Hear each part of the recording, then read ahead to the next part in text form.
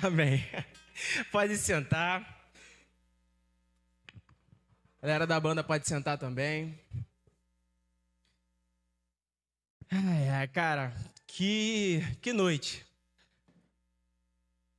O Espírito, ele realmente sopra como quer, onde quer, no tempo que ele quiser. É maravilhoso ver o que Deus tem feito na vida dessa igreja, na vida dessa juventude e através dessa juventude. Deus tem grandes planos para a Igreja Batista local. Deus tem grandes planos para serem cumpridos aqui em Vila da Penha. E para a glória de Deus, os jovens estão podendo participar desse propósito. Nós temos visto, na nossa realidade, jovens sendo usados para a glória de Deus.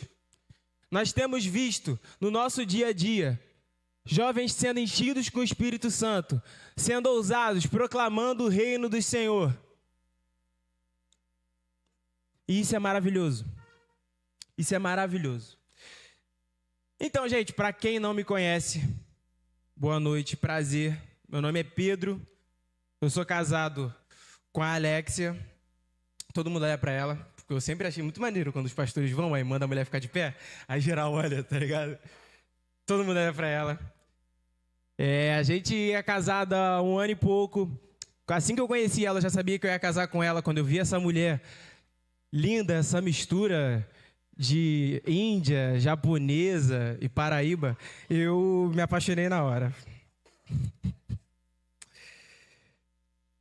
Gente, é um prazer estar aqui.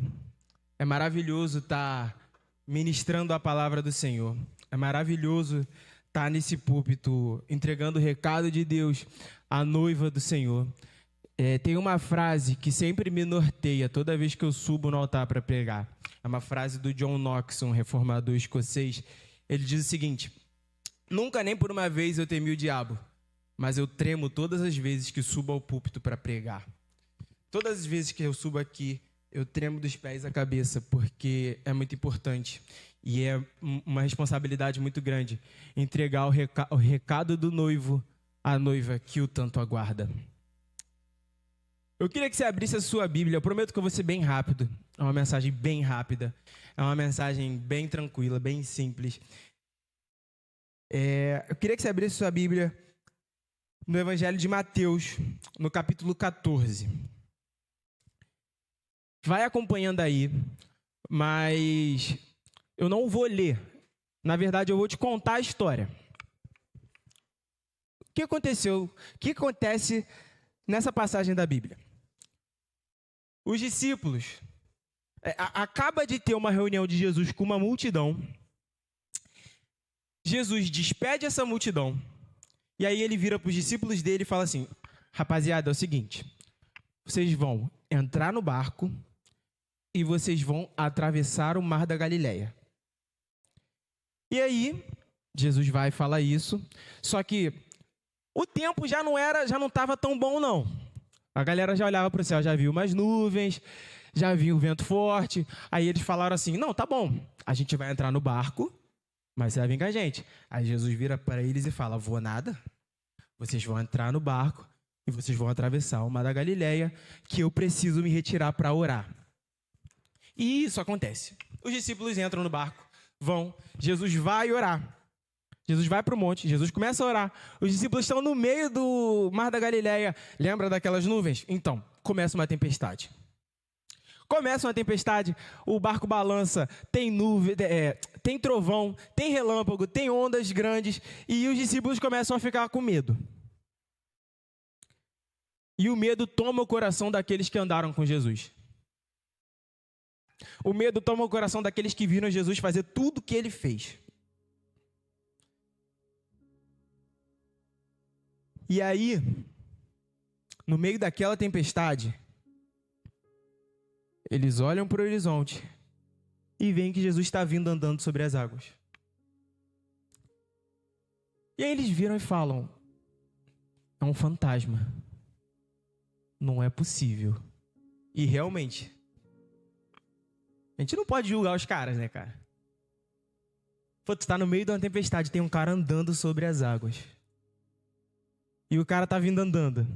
E aí eles ficam naquele estado de mais medo ainda. Até que Jesus vira para eles e fala: ei, relaxa, não temas. Não temas. Paz seja convosco. E aí um dos discípulos, que por coincidência tem um nome que só os brabos têm, Pedro. Aí, cadê aquele menorzinho que chama Pedro também? Aí, pra ele. Aí, um dos discípulos vira aí. Se tu és o Cristo, deixa eu ir contigo aí. Deixa eu também ir andando sobre as águas aí até você. Porque o Cristo que eu conheço consegue. Você eu não sei. O Cristo que eu andei faria eu andar sobre as águas. Aí Jesus vira e fala pra ele: vem. Pedro desce do barco e Pedro anda até Jesus. Baixe tua cabeça, feche seus olhos. Senhor grandioso Deus e Pai, honra, glórias e louvores sejam dados ao teu nome. Muito obrigado por tudo que o Senhor fez, tudo que o Senhor faz e tudo que o Senhor há de fazer na vida da tua igreja. Pai, eu te peço que o Senhor me use nesse momento, assim como o Senhor tem usado as pessoas nesse altar, Senhor. Tudo que seja dito aqui tenha nascido no teu coração. Que nada seja eu, mas tudo seja o Senhor. É isso que eu te peço em nome de Jesus. Amém. E aí, tá Pedro andando sobre as águas. Em meio a uma tempestade, um homem caminha sobre as águas. E no momento que ele se toca que ele está andando sobre as águas, ele se desespera e começa a afundar. Aí você vira e me pergunta: tá bom, história bonita, história legal, mas o que isso aí tem a ver com a minha vida? Eu vim aqui nesse lugar buscando alguma coisa de Deus. Eu vim aqui hoje, sábado à noite, para encontrar alguma coisa de Deus, para buscar alguma coisa de Deus. E o que isso aí tem a ver comigo?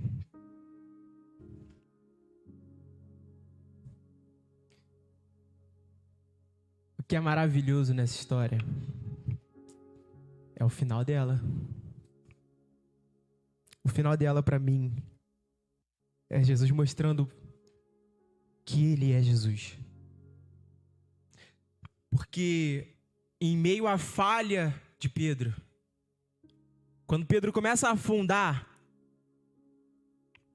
tem uma versão da Bíblia que diz uma palavra que eu amo, que ela fala que Jesus prontamente estendeu a mão para ele. Na nossa vida é assim, né, gente? Na nossa vida é assim. Às vezes a gente tem oportunidades, às vezes a gente tem situações, às vezes a gente tem missões, a gente tem planos e projetos que começam muito bem, que startam muito bem. E aí a gente fala: Deus está no negócio. Deus está aqui, está dando certo, está tendo resultado. E aí, a partir do momento quando as ondas crescem, o céu escurece e começa a tempestade, nosso coração diz: Senhor, por que você me abandonou? Por que você está me abandonando agora? Se a gente veio junto até aqui, por que de agora em diante a gente não vai estar mais junto?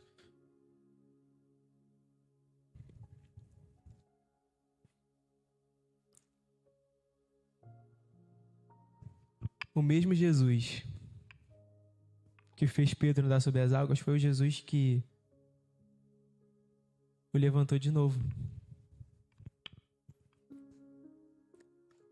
Então hoje, estou falando para você que chegou aqui com o coração partido. Eu estou falando para você que chegou aqui sem perspectiva de um amanhã. Eu estou falando para você que chegou aqui depressivo. Eu estou falando para você que chegou aqui com tentativas de suicídio nas costas.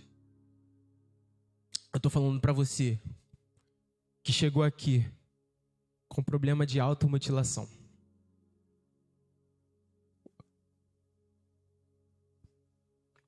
Que o mesmo Jesus que nós cantamos aqui, o mesmo Jesus que nós pregamos aqui, é o Jesus que estende a mão para aquele que afundou. Hoje Cristo vai virar para você e vai falar: meu filho, não interessa o que aconteceu não. Eu não quero saber o que aconteceu antes de você entrar por aquela porta. Não me interessa saber o que você fez antes de você chegar aqui. Hoje eu viro para você e eu estou te falando que mesmo que você tenha afundado no mais profundo mar, a minha mão está lá. E é a minha mão que vai te fazer emergir. É a minha mão que vai te levantar. Porque em meio a vales, desertos e tempestades, Cristo sempre está.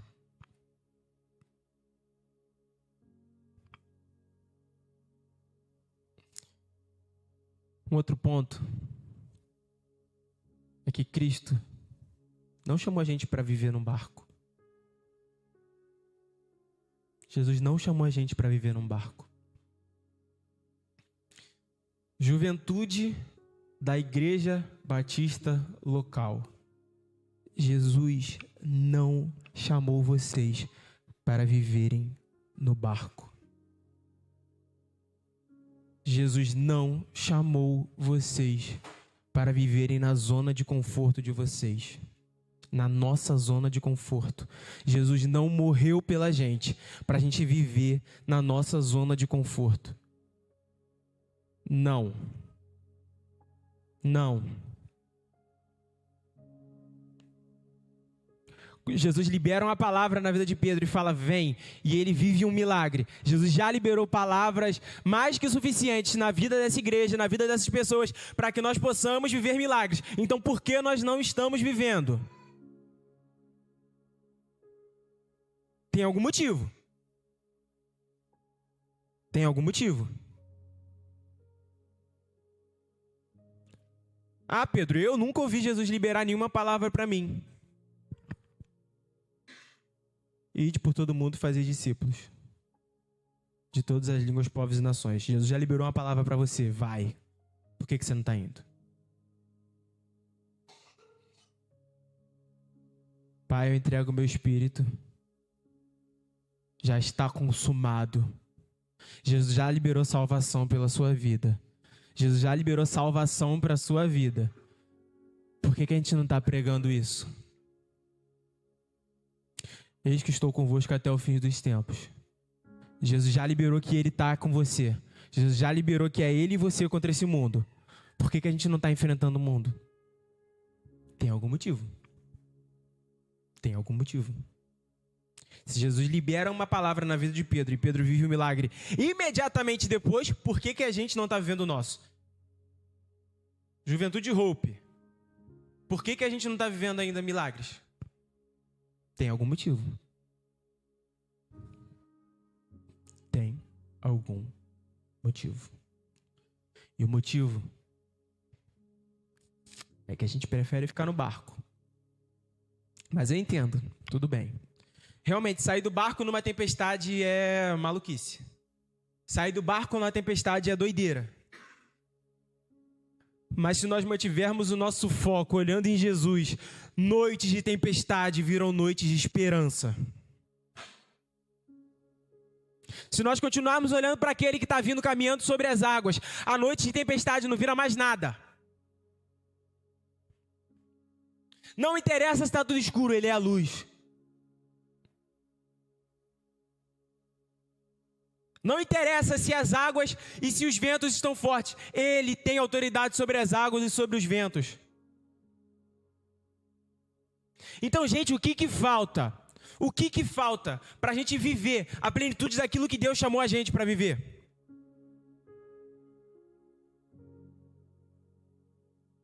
O que está faltando na nossa vida? Por que eu não estou vivendo os milagres que Jesus já falou que eu viveria?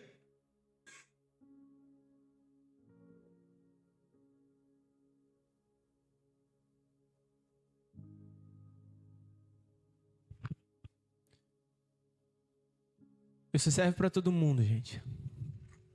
Eu não estou aqui pregando triunfalismo. Nem prosperidade, não. Mas eu estou pregando que existe um Deus que realmente prometeu coisas pra gente. Que nós podemos viver isso nele. Existe um Jesus que prometeu paz a gente, sim. Existe um Cristo que prometeu paz a gente.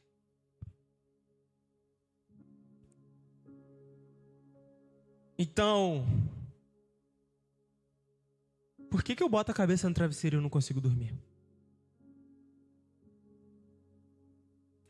Então, por que toda vez que eu tô àquela hora da madrugada, naquele quarto escuro, eu quero acabar com a minha vida? Então, por que eu tenho vozes que falam na minha cabeça o tempo todo e repetem as mesmas coisas, se esse Cristo me prometeu a paz? Essas são perguntas que a gente se faz, mas elas não mudam o fato de que o Cristo que prometeu tudo isso está caminhando na nossa direção, e tudo que a gente precisa fazer é descer do barco, encarar a tempestade, porque Ele é maior que toda a tempestade da nossa vida. Ele é maior que toda a tempestade. Ele é maior que toda a onda. A voz dele é mais alta do que todo trovão. Ele brilha mais do que toda a noite escura. Jesus é maior. E Jesus vale a pena. Vale a pena. Vale a pena viver uma vida com Ele. Gente, é de verdade que eu digo, esse mundo não tem nada para oferecer pra gente, não. Não tem nada, nada, nada, nada. Eu sei que você já ouviu isso em algum lugar. Eu sei que você pode estar até cansado de ouvir isso, mas o mundo não tem nada para oferecer de verdade, cara. De verdade. O prazer que tem aí fora acaba na manhã seguinte. A noite de prazer acaba na manhã seguinte. Os encontros prazerosos acabam no fim deles. Esse mundo não tem nada pra gente. Esse mundo não tem nada pra gente. Esse mundo produz morte. Esse mundo produz morte.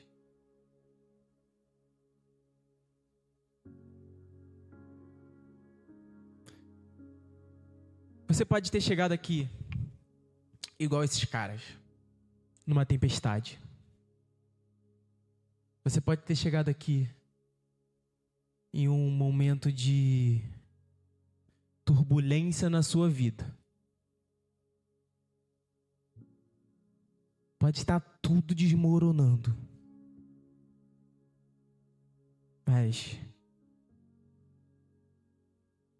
pode ter certeza que tem um Cristo vindo na sua direção. E ainda que você fale, eu já afundei, tem um Cristo estendendo a mão para você. Cristo é suficiente. Cristo é suficiente para suprir todos